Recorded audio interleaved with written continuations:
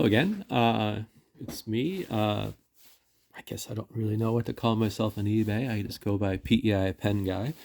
But it's another snowy, wintry, wet day on PEI, and I'm just taking a little time to fool around with my pens. And I just thought I'd show you a pen that I have in my collection. I've had it for a little while now, and it's what I call a student pen. And it was made in Germany, and it's the Reform 1745, and it's a very I don't know if I can show you that. It's an interesting little pen. Um, in Europe, they all up until maybe they still do, but children used to learn how to write with fountain pens up until relatively recently, and this pen uh, was probably one of the most common student pens you'd find. And it's made in Germany by a company called Reform, and I believe Reform went out of business in 1999. And this little pen is quite a fun little guy. It's very small. It's meant for a child's hand, of course. And design-wise, uh, it's very reminiscent of, say, a Pelican, a higher-end Pelican. And there are some, like, for instance, uh, the clip is very reminiscent of the traditional pelican clip. It even looks like the pelican bird when you look at this clip carefully. Um, it's a screw cap, and it posts quite nicely. And usually, when you see them, you can often find them with stickers on them. The original sticker.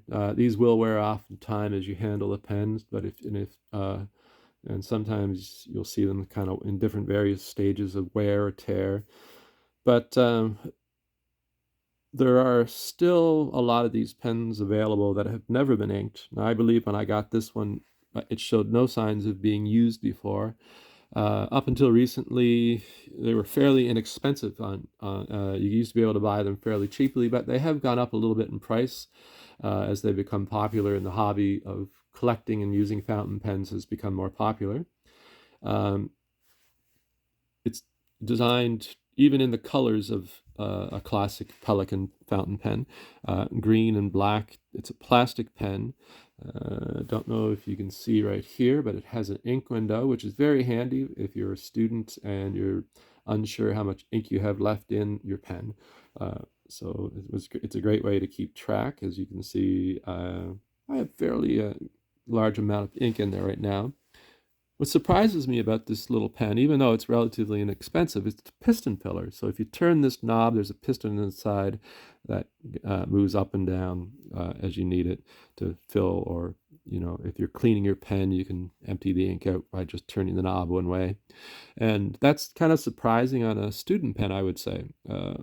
It just seems like it would make the pen more expensive, but at the time, these were relatively inexpensive pens.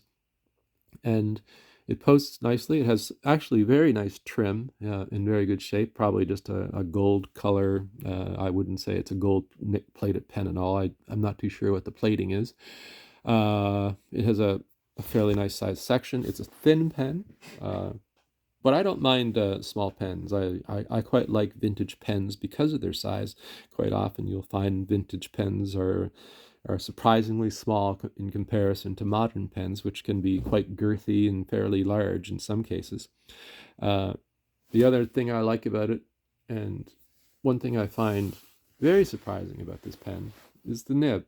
Um, it's hard to see it here, but it's a two-tone nib, gold and silver, and this is fine. I don't know how many nib sizes you could find you could get this pen in. Probably not a great variety. It was probably mostly fine or medium. I wouldn't see any point for their saying be like stub nibs or anything like that, or even extra fine.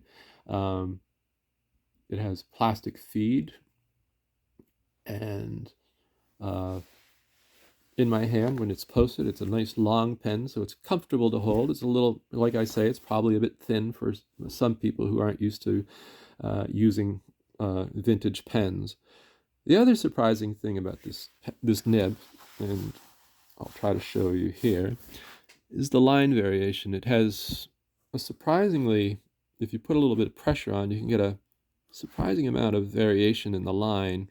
You get light pressure, you get a narrow line, but if you put a little bit of pressure down, you get a broader line, which is, you know, flex nibs are hard to come by these days in modern pens, but here's a vintage pen that you can find fairly inexpensively on eBay. The prices have crept up, but if you look around, you'll find this for a fairly affordable price. And it has what I would consider, if you can find a good quality one that hasn't been used that much and mistreated, you can find a pen that will offer you a little bit of flex and line variation for a surprisingly affordable price. Um, I believe it's Lamy Blue in this pen, and I probably should put more. It's been a little while since I've inked it up, but anyway, for this purpose, I will show you. And also, I'm trying to write in an awkward hand position here, trying to show it on the camera, so you have to excuse my handwriting. So, a quick.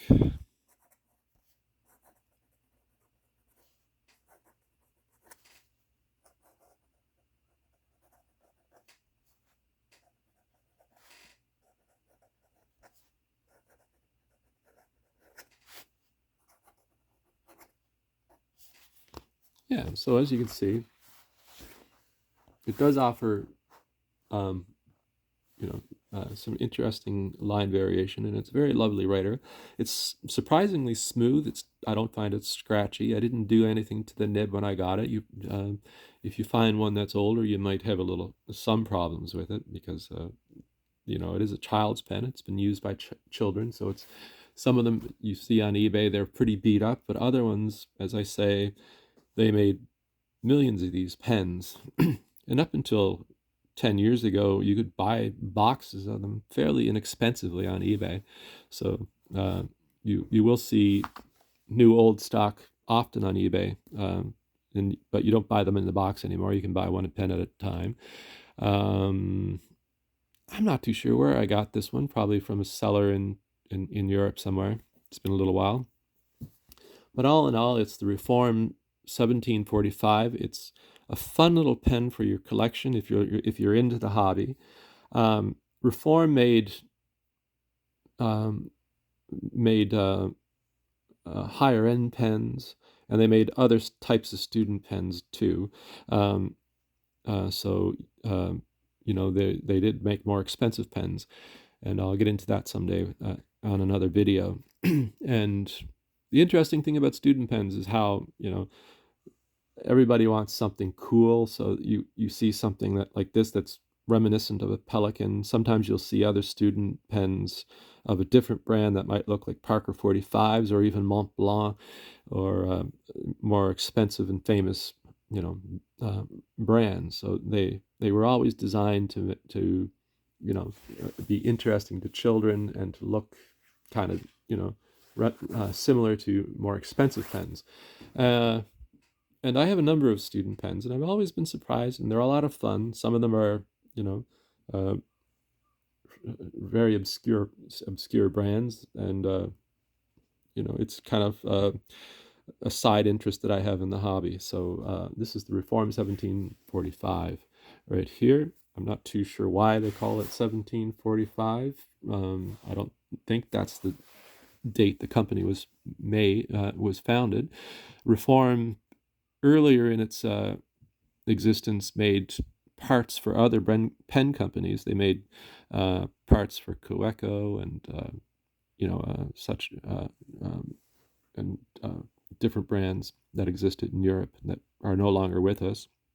And anyway, this has been a really a nice little pen for me to have in my collection. I tend to like it with a blue ink. It seems to write nicely with the Lamy blue in it.